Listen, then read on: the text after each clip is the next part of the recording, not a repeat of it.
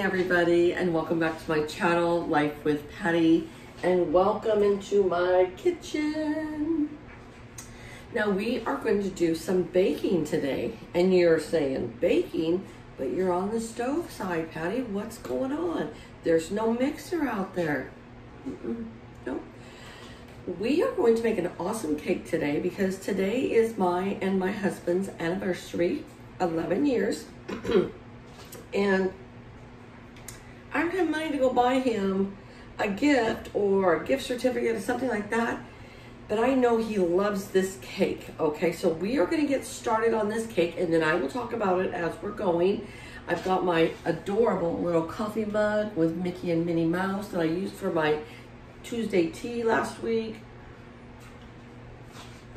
But first off, we're going to get going. I've got this pot on here, and I turned my stove to 6, which is kind of like a little bit of a medium high.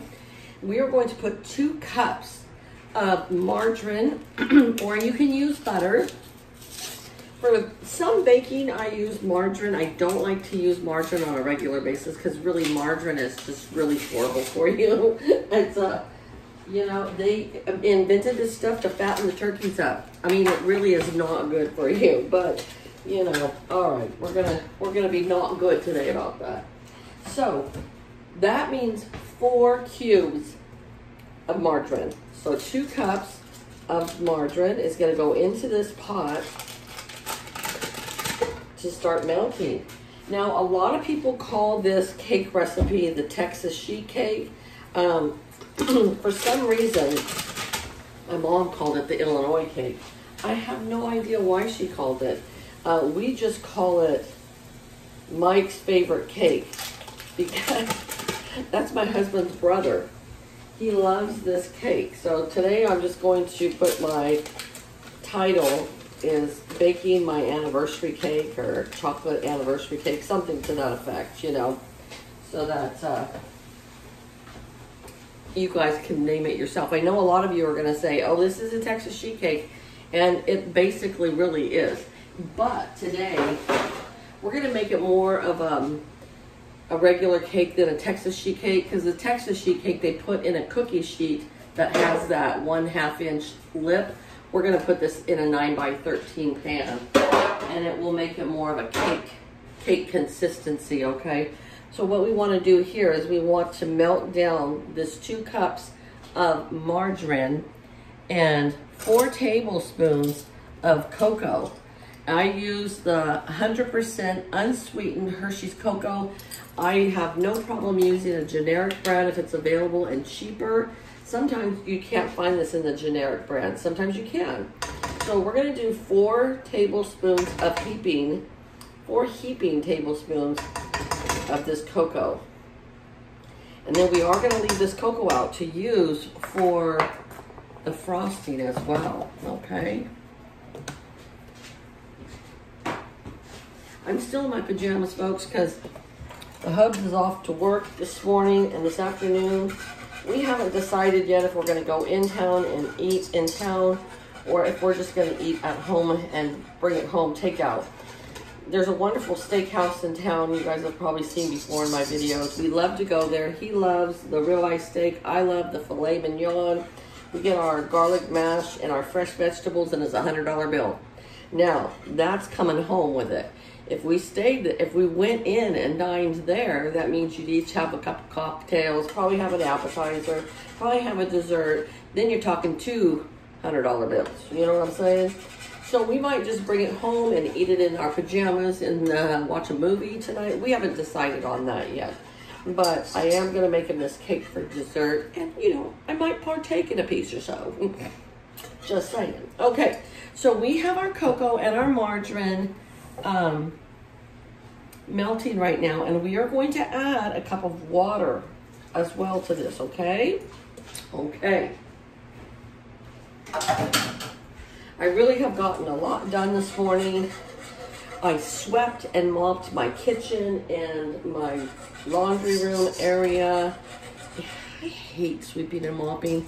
It's killer on the back, you know what I'm saying? But a girl's got to do what a girl's got to do. So we want to melt this all until it comes to a small boil for a few seconds. That's it, okay? And then we're gonna add the rest of our ingredients. And while this is getting to that stage, I am going to take my 9x13 pan and spray some non-stick spray in there. And today we have Pam. This is another brand that I have no problem using in the generic form. Not at all. All right, and we're gonna set that there. I have the oven preheating right now to 350 degrees.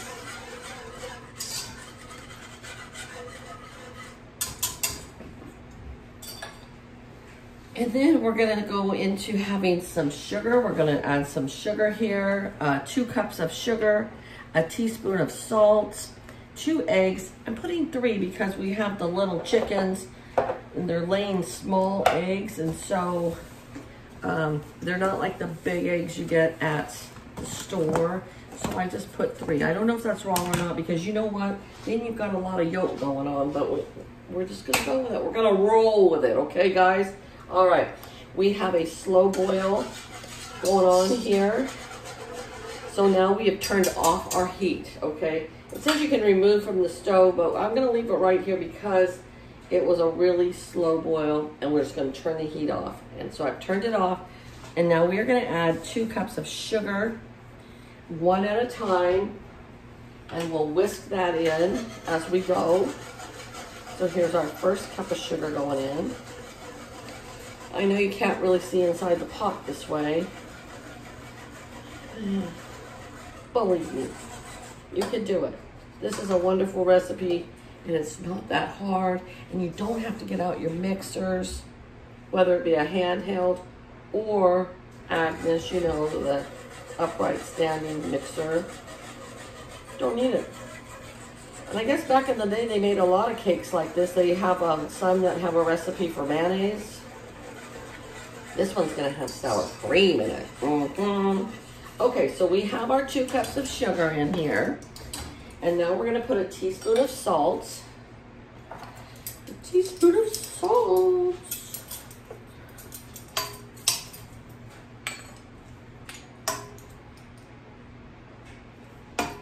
You know that salt just brings out the flavors for you is what it does.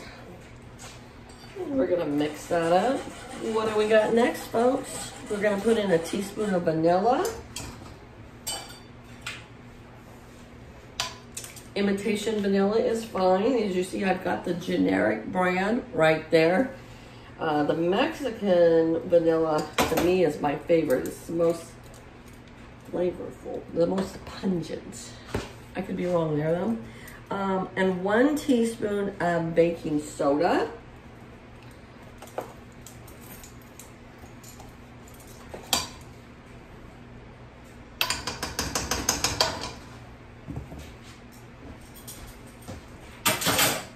Mix this up real good. Okay, the next thing we're gonna put in are our eggs. Like I said, I'm putting in 3, even though it calls for 2, because they're small. Break up those yolks. And now you can't have it too hot or you'll get scrambled eggs. And nobody wants scrambled egg cake, you know what I'm saying?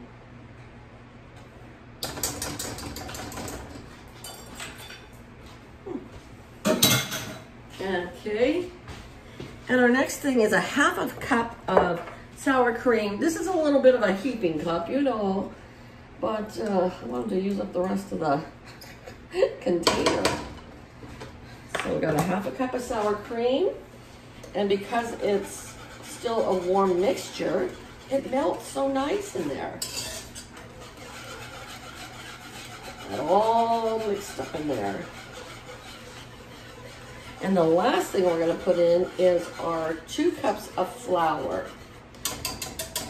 Let me get this stuff out of the way here so we can get to our flour. My goodness. All right. Got our flour here, and we're gonna put in 2 cups. And you know, I always even it off with a knife here. We'll put in this first one. Mix it all up real well. And you may have a little bit of lumpy dough. It's okay. It will be fine after it bakes. Oh, I was watching Chris from Chef Wannabe today. She made a really yummy looking cheesecake. I'm like, girl, why do you got to do this to me? Now I want that cheesecake. So I'm gonna make her cheesecake sometime next week and I'll share that with you guys. And I'll put Chris's link so you can go over and check her out. She's so funny. You think I'm funny once in a while? I love Chris's personality. She's so funny. Okay, and here we go with our last ingredient, the second cup of flour. Into the pot it goes. We're gonna bake this for about 25 minutes at 350 degrees in our oven. And what time is it? Ooh, so 11:15 already. I haven't had breakfast. I just had coffee, and then I had some coffee. I love my coffee, what can I say? Did I sound like Pee Wee Herman right there? Oh my gosh, I hope nobody comes on here for seriousness. I don't know how to have seriousness.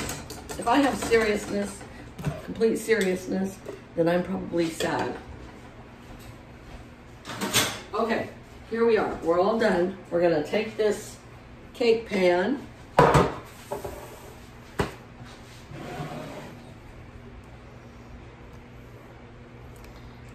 We are going to not fall over, tripod. I need a new tripod. We are going to put our batter into this pan right here. Oh, yes, we are. Then I gotta do dishes because I just made a bunch of dirty dishes. That's all right. It's worth it when you eat this cake, boy. I'll tell you what.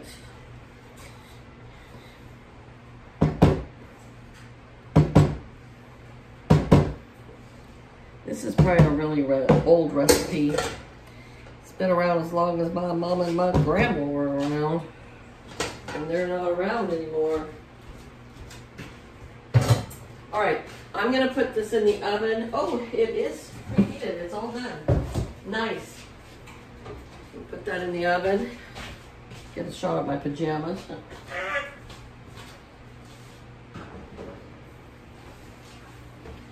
Set my timer. And I'll come back, folks, and we'll make the frosting together when it comes out, okay? All right, I'll see you in a little bit. All right, you guys, the cake is out of the oven. It's cooled off, and now it's time to make our frosting. And yep, I'm gonna move this over just a little bit so you can see the pots. Not me, but the pots. Okay, we are going to put a half of a cup of butter into the pot here to melt. And we are using real butter for that. We're gonna move you over here even closer. There we go. Okay, we're gonna let this melt down. And we are going to also add 4 tablespoons of the cocoa. So that gives us a chocolate frosting. Oh yeah, you guys, this frosting is so delicious.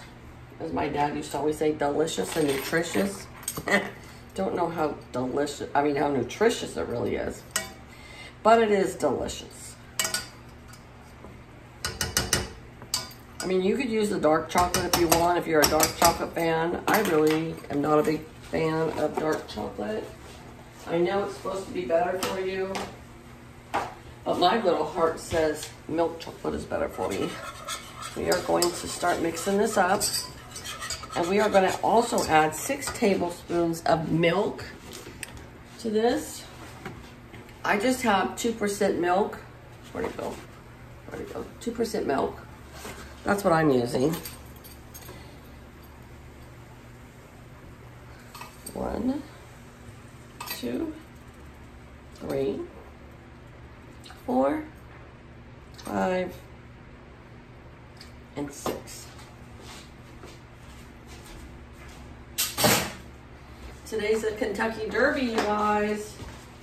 I have it on, but I really just like the actual race. That's my favorite part. I'm not really into the whole, you know, beforehand type thing. Unless I was there, actually there, then I would. That would be fun. All right, you see how everything is melting down? Let me read the directions that my mother gave me years and years ago. Put into a pan 1 cube of butter, 1 box of powdered sugar, 4 tablespoons of cocoa, and 6 tablespoons of milk. Cook and stir until butter is melted and all the ingredients are well mixed. Add 1/2 cup of nuts and pour over the cake after cake is completely cooled. All right, so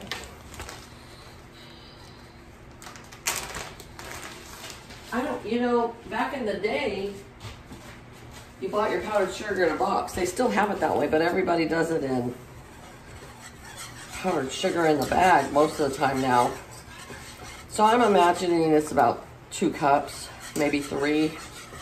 We're just gonna play it by ear here. We're just gonna pour it in. This bag was almost empty.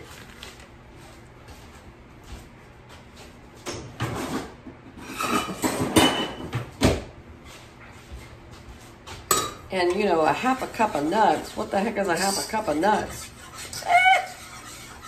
I got 1 1/4 cups of nuts chopped up. Because that's how I roll, you know. So here's another bag. We're gonna put 2 more cups of powdered sugar in this mixture. Turn down my heat a little bit.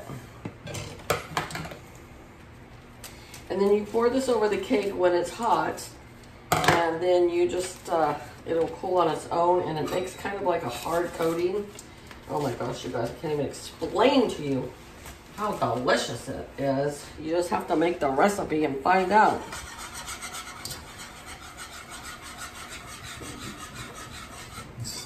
I'm doing laundry today. Like I told you before, I mopped and swept. Now I gotta vacuum, dump all the garbages. My goodness. But I slept in till 8 o'clock this morning. That is the best treat of all. Okay. That's gonna be enough powdered sugar. Just gonna let this all melt together.